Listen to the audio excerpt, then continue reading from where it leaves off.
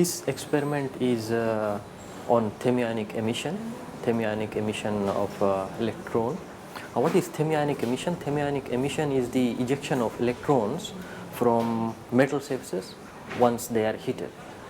Now we will be verifying a number of laws in this experiment, and these laws, some of the laws that have to be verified in this experiment are Child's law, Stephen's law, and Richardson equation. Okay. And how we will do it is with help of this experimental setup. Very briefly, I will show what each equipment in this setup is. The main equipment here is the guard ring. More specific name for this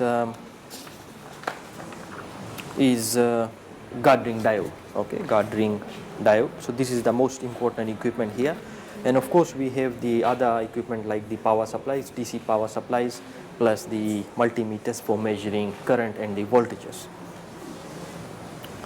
Over here we have a DC voltage supply which goes to the filament. It supplies a filament voltage here. The filament current we will read from this digital display, and we have to ensure that the filament current does not exceed about 2.2 amps, or else that will damage the filament. Right? And how we change the filament current? With help of this voltage dial. As we change the voltage here, you see the filament current here changes as well. Now what happens in this circuit, the electrons, they are ejected from the heated metal filament and they are captured by the anode circuit. The measurements that we have to take over here is the anode voltage, which we will get from this multimeter, and the current flowing in the anode circuit, which we get from this multimeter.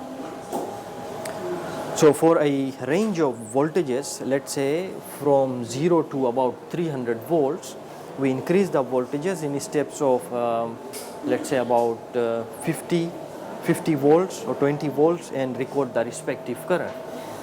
Now once they have a set of readings for the voltage and the respective anode current, they will plot the relationship between the voltage and the current, and using the set of data they will be verifying all the laws which I have stated earlier, such as the Stephen's law, Richardson equation, and so forth.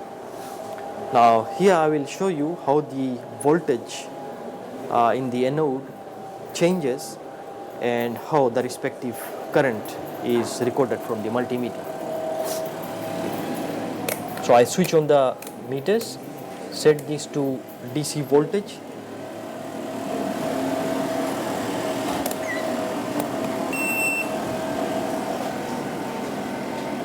Okay.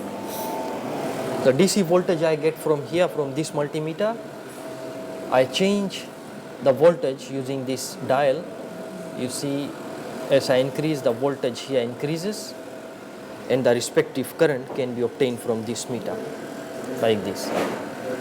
So this is how they will be collecting the set of data, the voltage and the current. By increasing the voltage from the supply, they will be recording the respective current from this meter.